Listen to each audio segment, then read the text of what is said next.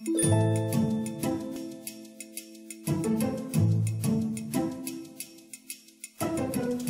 une fois que ces pièces principales au niveau de la structure sont réalisées, je vais pouvoir commencer à travailler sur mon effet de bois. Donc l'effet de bois, je travaille principalement avec du cacao et du beurre de cacao fondu. Donc j'essaye de faire en sorte que mon cacao, ma poudre de cacao soit autour de 20 degrés et que mon beurre de cacao soit à un maximum de 38 degrés, mais on ne va pas aller en dessous de 35 degrés quand même. Donc entre 35 et 38 degrés, c'est la température idéale qui permet de le mélanger avec le cacao à 20 degrés.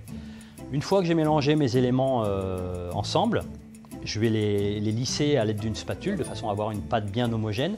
Et en finalité, mon mélange doit se situer autour de 28-30 degrés, un maximum de 32 degrés.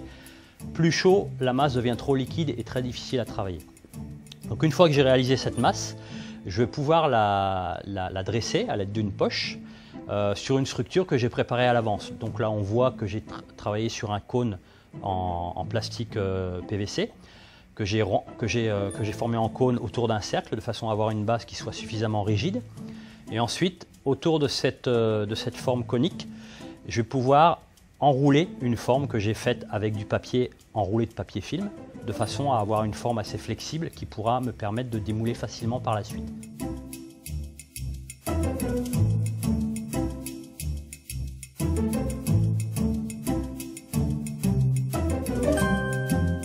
Je peux commencer à dresser mon mélange cacao, beurre de cacao.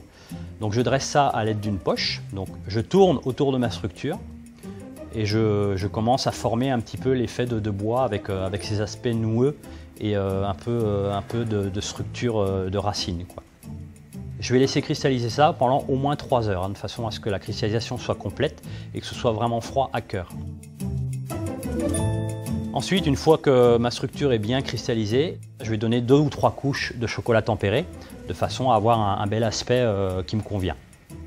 Ensuite, je laisse cristalliser encore 1 ou 2 heures avant de commencer à procéder au structurage du bois. C'est-à-dire que je vais avoir un aspect de bois brossé et pour ça, je vais utiliser une brosse métallique qui va me permettre de créer des nervures et de donner vie un petit peu à mon élément.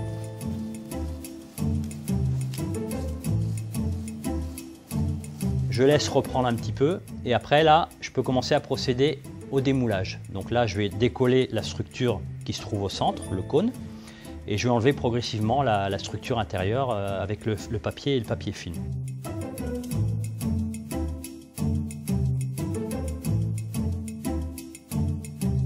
Il me reste le chocolat, bien sûr, avec cet effet de bois, que je vais commencer à colorer avec le beurre de cacao. Donc le beurre de cacao, je l'applique au départ au pinceau. Et pour avoir un bon rendu et un bon fini, moi j'aime bien utiliser la main parce que je trouve qu'on a un contact déjà avec sa matière qui est quand même assez unique par rapport au chocolat. Pour moi, la main permet d'obtenir des choses qu'on aura du mal à obtenir avec un instrument de travail autre que ça. Donc c'est quand même important pour pouvoir donner un effet vraiment très réaliste.